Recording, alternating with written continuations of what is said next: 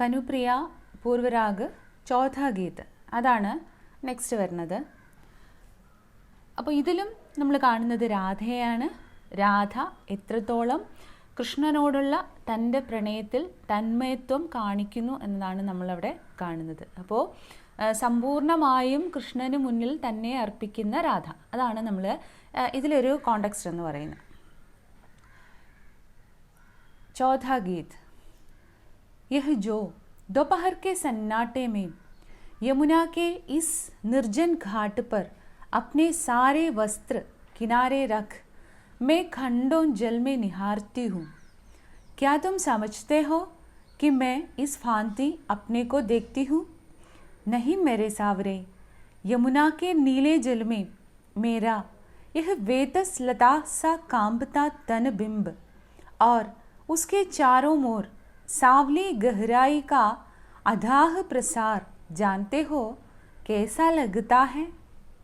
मानो यह यमुना की सावली गहराई नहीं है, यह तुम हो जो सारे आवरण दूर कर मुझे चारों ओर से कण कण रोम रोम अपने श्यामल प्रगाढ़ अथाह आलिंगन में पोर पोर कसे हुए हो.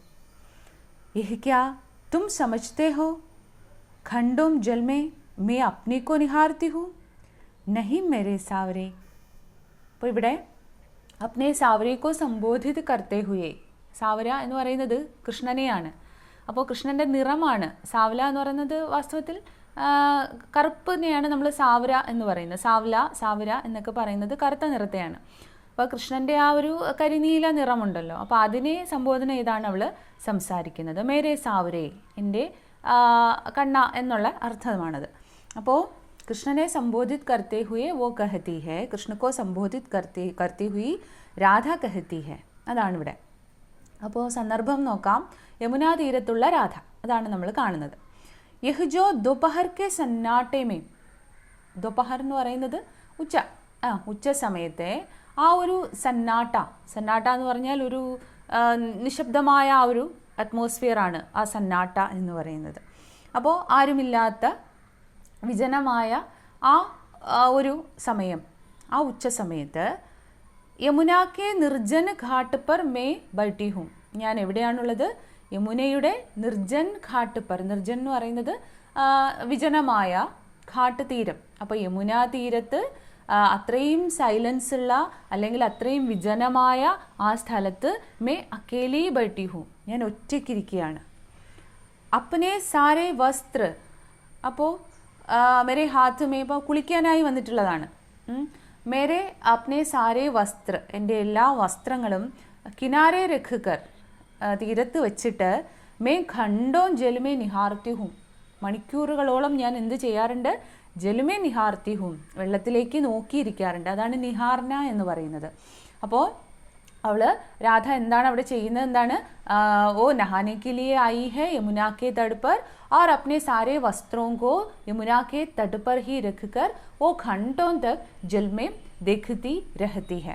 അപ്പോൾ വസ്ത്രങ്ങളെല്ലാം തീരത്ത് വെച്ചുകൊണ്ട് ഓ ഘണ്ടോം തക്, മണിക്കൂറുകളോളം ആ വെള്ളത്തിൽ തന്നെ നോക്കിയിരിക്കുകയാണ്, വെള്ളത്തിലേക്ക് തന്നെ നോക്കിയിരിക്കുകയാണ് രാധ. അപ്പോൾ അങ്ങനെ ഇരിക്കുന്ന രാധ കൃഷ്ണനോടായിട്ട് ചോദിക്കുകയാണ്, കൃഷ്ണനോട് മനസ്സുകൊണ്ട് ചോദിക്കുകയാണ്, ഞാനിങ്ങനെ വെള്ളത്തിലേക്ക് നോക്കിയിരിക്കുമ്പോൾ നീ എന്താണ് അതിനെക്കുറിച്ച് കരുതുന്നത് എന്ന് രാധ ചോദിക്കുന്നു. ക്യാ തും സമജ്തേ ഹോ കി മേ ഇസ് ഫാന്തി അപ്നെ കോ ദേഖ്തി ഹൂം. കൃഷ്ണനോട് രാധ ചോദിക്കുന്നു, ക്യാ മേ അപ്നെ കോ ദേഖ്തി ഹൂം, ക്യാ തും സമജ്തേ ഹോ, നീ വിചാരിക്കുന്നത് വെള്ളത്തിലെ ആ തെളിഞ്ഞ പ്രതിബിംബത്തിൽ ഞാൻ എന്നെ തന്നെയാണ് എന്നാണോ നീ കരുതിയിരിക്കുന്നത്? അപ്പോൾ ആ തെളിഞ്ഞ വെള്ളത്തിൽ എൻ്റെ തന്നെ പ്രതിബിംബം ഞാൻ നോക്കി ആസ്വദിക്കുകയാണ്, എൻ്റെ തന്നെ സൗന്ദര്യം നോക്കി ആസ്വദിക്കുകയാണ് ആ തെളിഞ്ഞ വെള്ളത്തിൻ്റെ പ്രതിബിംബത്തിൽ എന്നാണോ കൃഷ്ണ നീ കരുതിയിരിക്കുന്നത് എന്ന് കണ്ണനോട് രാധ ചോദിക്കുകയാണ്.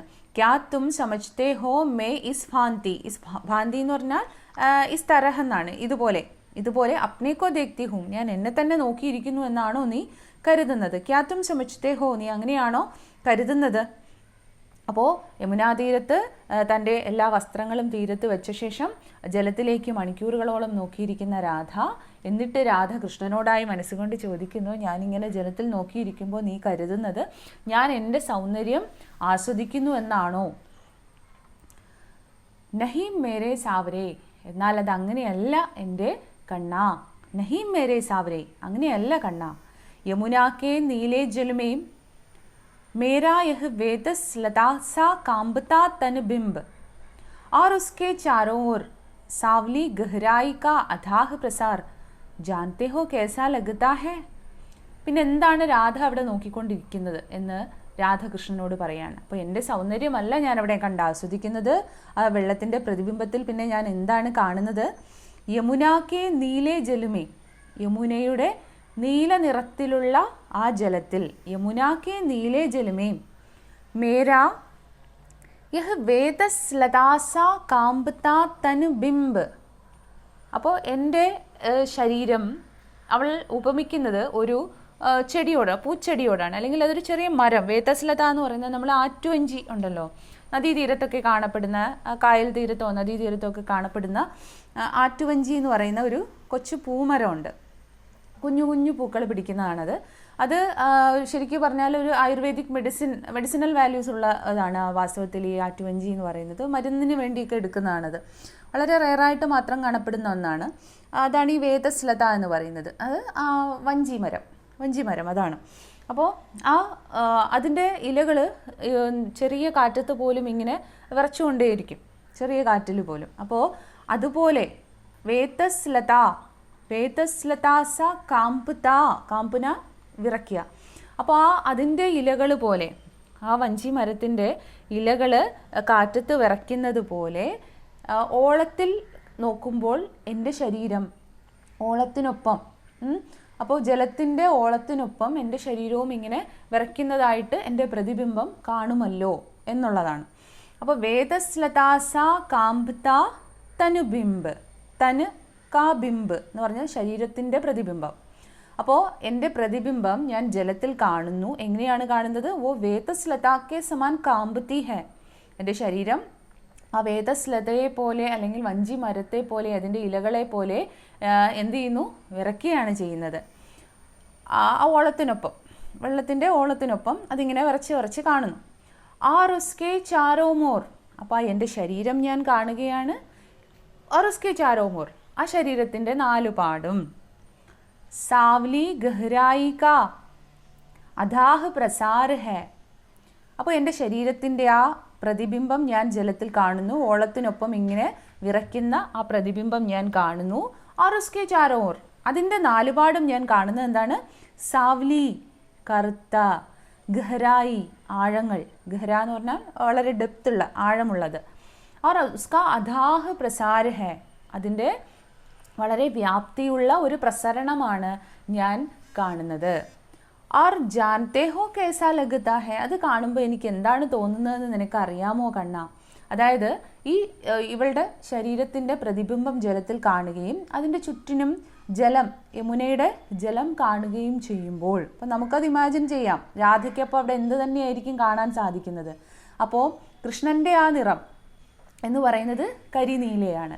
യമുനയുടെ ജലം എന്ന് പറയുന്നത് നീലേ ജലഹെ. അപ്പോൾ ആ നീല ജലത്തെ അവൾ കാണുന്നത് കണ്ണനായിട്ടാണ്. അതായത് തൻ്റെ ശരീരത്തിനൊപ്പം അവൾ കൂട്ടിച്ചേർത്ത് വായിക്കുന്നത് അവിടെ കണ്ണനെയാണ്. ജലമല്ല അവൾ അവിടെ കാണുന്നത്, ആ ജലത്തെ അവൾ കണ്ണനായിട്ട് സങ്കല്പിക്കുകയാണ്. അപ്പോൾ യമുനാക്കെ നീലേ ജലമേ മേരാ വേതസ്ലതാസ കാമ്പത തനുബിംബ്. അപ്പോൾ യമുനയുടെ ജലത്തിൽ എൻ്റെ ഈ വേതസ്ലത പോലെ വിറച്ചുകൊണ്ടിരിക്കുന്ന ആ തനുബിംബ് എന്ന് പറഞ്ഞാൽ ശരീര കാ ബിംബ് ഹെ, ശരീര കാ പ്രതിബിംബ് ഹെ. और उसके चारों ओर, അതിൻ്റെ നാലുപാടായിട്ടും സാവ്ലി ഗഹ്രായി കാ, കറുത്ത ആഴങ്ങൾ, ജലത്തിൻ്റെ ആഴങ്ങൾ, ജലപ്പരപ്പ്. ഉസ്കാ അദാഹ് പ്രസാര ഹെ, അതിൻ്റെ ഒരു ഉത്കടമായ വ്യാപ്തി കാണുന്നു ഞാൻ. ആ ജലത്തെ കാണുമ്പോൾ കേസാ ലഗതാ ഹെ ക്യാ തുझे മാലൂം ഹെ, എനിക്കത് കാണുമ്പോൾ, ആ വെള്ളം കാണുമ്പോൾ എന്തായിട്ടാണ് തോന്നുന്നതെന്ന് നിനക്കറിയാമോ കണ്ണാ. അപ്പോൾ കരിനീല ജലം, യമുനയുടെ കരിനീല ജലം കാണുമ്പോൾ എനിക്ക് എന്താണ് തോന്നുന്നതെന്ന് നിനക്ക് അറിയാമോ കണ്ണാ. എന്തായിട്ടാണ് അവൾ കാണുന്നത്? മനോ. മനോ എന്ന് പറഞ്ഞാൽ എന്താ അർത്ഥം? അത് കണ്ടാൽ എനിക്ക് ഇങ്ങനെ തോന്നും എന്നാണ്, എനിക്ക് ഇങ്ങനെയാണ് തോന്നുക. യഹ് യമുനാ കി സാവലി ഗഹരായി നഹി ഹെ, എൻ്റെ ശരീരത്തെ അല്ലെങ്കിൽ എൻ്റെ ശരീരത്തിൻ്റെ പ്രതിബിംബത്തെ ചുറ്റപ്പെട്ട് കിടക്കുന്നത് യമുനയുടെ കറുത്ത ഗഹരായി, ആഴങ്ങളല്ല. യമുനാ നദിയുടെ ആഴങ്ങളല്ല എൻ്റെ ശരീരത്തെ ചുറ്റി വരിഞ്ഞു നിൽക്കുന്നത്, മറിച്ച് യഹ് തും ഹോ, അത് നീയായിട്ടാണ് കണ്ണാ എനിക്ക് തോന്നുന്നത്. ഓ തും ഹോ, അപ്പോൾ ആ കരിനീല ജലം കാണുമ്പോൾ എനിക്കത് നീയായിട്ടാണ് തോന്നുന്നത്. അപ്പോൾ നീ അവിടെ എന്ത് ചെയ്യുകയാണെന്ന് കൂടി രാധ പറയുന്നു. അപ്പോൾ അവളുടെ സങ്കല്പമോ സ്വപ്നമോ ആഗ്രഹമോ ഒക്കെ എക്സ്പ്രസ് ചെയ്യുകയാണ് അവിടെ. യഹ് തും ഹോ, അത് നീയാണ് കണ്ണാ. ജോ സാരെ ആവരൺ ദൂർ കർ, അപ്പോൾ എല്ലാ ആവരണങ്ങളും ദൂർ കർണ എന്ന് പറഞ്ഞാൽ ഉപേക്ഷിത് കർണ, ഉപേക്ഷിച്ച ശേഷം. അപ്പോൾ എൻ്റെ ശരീരത്തിലെ ബാഹ്യമായ ആവരണങ്ങളെല്ലാം ഉപേക്ഷിച്ച ശേഷം, അല്ലെങ്കിൽ ആവരണങ്ങളൊന്നും തന്നെ ഇല്ലാത്ത എൻ്റെ ആ ശരീരത്തെ, മുझे ചാരോ മോർസെ, നാലു പാട് നിന്നും, എൻ്റെ ചുറ്റാകെ നിന്നും, കണ് കണ് रोम रोम, मेरे शरीर के പ്രത്യേക കണുക്കോ പ്രത്യേക രോം കോ, എൻ്റെ ശരീരത്തിൻ്റെ ഓരോ രോമകൂപങ്ങളെയും ഓരോ കണങ്ങളെയും, അതായത് എൻ്റെ ശരീരത്തിൻ്റെ ഓൾ ബോഡി, അതാണ് ഓൾ പാർട്ട്, എൻ്റെ സമ്പൂർണമായ ശരീരത്തെയും നീ എന്ത് ചെയ്യുന്നു? അപ്നെ ശ്യാമൽ പ്രഗാഠ് അഥാഹ് ആലിംഗൻമേം പോർ പോർ കസേ ഹുയേ ഹോ. കസ്ന എന്ന് പറഞ്ഞാൽ വരിഞ്ഞു മുറുക്കുക എന്നാണ്, കസ്ന. അപ്പോൾ നീ വരിഞ്ഞു മുറുക്കുന്നതായിട്ടാണ് ഞാനതിനെ സങ്കല്പിക്കുന്നത്. അപ്നെ ശ്യാമൽ, ശ്യാമൽ മാനെ ശ്യാമരംഗ് എന്ന് പറയുന്നത് കറുത്ത നിറമാണ്. നീ നിൻ്റെ കറുത്ത ശരീരം കൊണ്ട് പ്രഗാഠ്, പ്രഗാഠ് എന്ന് പറഞ്ഞാൽ പ്രഗാഠമായത് എന്ന് പറഞ്ഞാൽ ഗാഠമായ, അധാഹ് ആലിംഗന്മേ, അധാഹ് എന്ന് പറയുന്നത് ആഴമുള്ള അല്ലെങ്കിൽ അത്രയും ഡെപ്തുള്ള. അപ്പോൾ അത്രയും ശക്തിയോടെ അല്ലെങ്കിൽ അത്രയും ആഴത്തിൽ അല്ലെങ്കിൽ അത്രയും ഗാഠമായി നീ എന്നെ പുണർന്നു നിൽക്കുന്നു എന്നാണ് ഞാൻ അവിടെ സങ്കല്പിക്കുന്നത്, അല്ലെങ്കിൽ എനിക്ക് അങ്ങനെയാണ് തോന്നുന്നത്. അപ്പോൾ എൻ്റെ പ്രതിബിംബത്തെ ചുറ്റി നിൽക്കുന്നത് യമുനാ നദിയുടെ കരിനീല ജലമല്ല, മറിച്ച് നിൻ്റെ കറുത്ത ശരീരമാണ്. നീ നിൻ്റെ ശരീരം കൊണ്ട് എൻ്റെ ആവരണങ്ങൾ ഏതുമില്ലാത്ത എൻ്റെ ആ ശരീരത്തെ നീ ആലിംഗനത്തിൽ പൊതിയുന്നു, അല്ലെങ്കിൽ അഥാഹ് ആലിംഗൻമേ തും പോർ പോർ കർ കസേ ഹുയേ ഹോ. പോർ പോർന എന്ന് പറഞ്ഞാൽ പോർ എന്ന് പറയുന്നത് ശരീരത്തിൻ്റെ ഓരോ ജോയിൻസുമാണ്, ശരീരത്തിൻ്റെ ഈച്ച് ആൻഡ് എവറി പാർട്ട്, അതാണ് ഉദ്ദേശിക്കുന്നത്. പോർ ഓരോ ജോയിൻസിനെയും, എൻ്റെ ശരീരത്തിൻ്റെ ഓരോ കണുക്കോ ഓരോരോ കണങ്ങളെയും അല്ലെങ്കിൽ ഓരോരോ രോം അല്ലേ, എൻ്റെ ഓരോ രോമകൂപങ്ങളെയും അല്ലെങ്കിൽ എൻ്റെ സമ്പൂർണമായ ശരീരത്തെയും നീ എന്തു ചെയ്യുന്നു? കസേ ഹുയേ ഹോ, വരിഞ്ഞു മുറുക്കിയിരിക്കുന്നു എന്നാണ് എനിക്ക് തോന്നുന്നത്. കിസ് പ്രകാർ കസേ ഹുയേ ഹോ, എങ്ങനെ വരിഞ്ഞു മുറുക്കി എന്നാണ്. പ്രഗാഠ് അതാഹ് ആലിംഗൻ സേ, വളരെ ഗാഠമായ അല്ലെങ്കിൽ അത്രയും തീവ്രമായ, അതാണ് അഥാഹ് എന്ന് പറയുന്നത്, അത്രയും തീവ്രമായ അല്ലെങ്കിൽ അത്രയും ഗാഠമായ ആലിംഗനത്താൽ നീ എന്നെ പൊതിഞ്ഞു നിൽക്കുന്നതായിട്ടാണ് കണ്ണാ തോന്നുന്നത്. അപ്പോൾ സ്വന്തം ശരീരത്തെ അവൾ ഉപമിച്ചിരിക്കുന്നത് വേത്തസ് ലതാസെ ഹേ അല്ലേ. അപ്പോൾ യമുനാ നദിയുടെ തീരത്ത് നിന്ന് വിറയ്ക്കുന്ന ആ മരം അല്ലെങ്കിൽ ആ മരത്തിൻ്റെ ആ ഒരു ഇലകൾ കാറ്റിനൊപ്പം നൃത്തം ചെയ്യുന്ന ആ ഒരവസ്ഥ.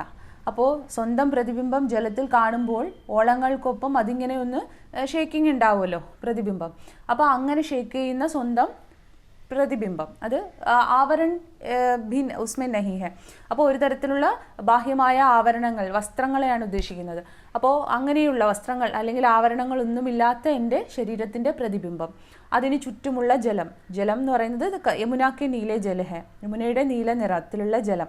അപ്പോൾ ആ നീല ജലത്തിന് പകരം അവിടെ കാണുന്നത് കൃഷ്ണക്കെ നീലെ രംഗുക അല്ലെങ്കിൽ സാവരെ രംഗുക ശരീർ ഹെ, കൃഷ്ണൻ്റെ ആ സാവര ശരീർ, അല്ലെങ്കിൽ കൃഷ്ണൻ്റെ ആ കരിനീല ശരീരമാണ്. ആ ശരീരം കൊണ്ട് എന്നെ ഗാഠ് പ്രഗാഠ് അല്ലെങ്കിൽ അധാഹ് ആലിംഗന്മേ തും ഫർ രഹേ ഹോ എന്നാണ് എനിക്ക് തോന്നുന്നത്. അപ്പോൾ ജലം ഞാൻ അവിടെ കാണുന്നില്ല, പകരം ഞാൻ അവിടെ കാണുന്നത് എന്താണ്? നിൻ്റെ സാവല ശരീർ, നിൻ്റെ ആ കറുത്ത ശരീരം കൊണ്ട് നീ എന്നെ അധാഹ് പ്രഗാഠ് ആലിംഗന്മേ ഫർ ലിയാ ഹോ എന്നാണ് ഞാൻ അവിടെ കാണുന്നത്. യഹ് ക്യാ തും സമജ്തേ ഹോ ഖണ്ഡോ ജലമേ മേ അപ്നെ കോ നിഹാർത്തി ഹൂം നഹി മേരെ സാവരെ. അപ്പോൾ ഞാൻ ഖണ്ഡോം തക് മണിക്കൂറുകളോളം ഇങ്ങനെ ജലത്തിലേക്ക് നോക്കിയിരിക്കുമ്പോൾ ഞാൻ എൻ്റെ സൗന്ദര്യം കണ്ട് ആസ്വദിക്കുകയാണെന്നാണോ കണ്ണാ നീ കരുതിയിരിക്കുന്നത്? അല്ല, ഞാൻ അവിടെ കാണുന്നത് നിന്നെയാണ്, എന്നെ ആലിംഗനത്തിൽ പൊതിഞ്ഞു നിൽക്കുന്ന നിന്നെയാണ് ഞാൻ അവിടെ കാണുന്നത് കണ്ണ എന്നുകൂടി ഉറപ്പിച്ചു പറയുന്നു രാധ. എഹ് ക്യാ തും സമജ്തേ ഹോ, നീ എങ്ങനെയാണോ മനസ്സിലാക്കി വച്ചിരിക്കുന്നത്? ഖണ്ഡോം മണിക്കൂറുകളോളം, ജലമേം മേ അപ്നേക്കോ നിഹാർത്തി ഹൂം, ഈ ജലത്തിൽ ഞാൻ എന്നെ നിഹാർന ദേഖന, ഞാൻ എന്നെ തന്നെ നോക്കി നിൽക്കുന്നു എന്നാണോ കണ്ണ വിചാരിച്ചിരിക്കുന്നത്? നഹി മേരെ സാവരെ, അല്ല എൻ്റെ കണ്ണ, ഞാൻ കാണുന്നത് അവിടെ എൻ്റെ ശരീരമല്ല, മറിച്ച് എന്നെ പുണർന്നു നിൽക്കുന്ന, എന്നെ അധാഹ് പ്രഗാഠ് ആലിംഗന്മേം ഫർനെ വാലെ തുംകോ മേ വഹാം ദേഖ് രഹി ഹൂം.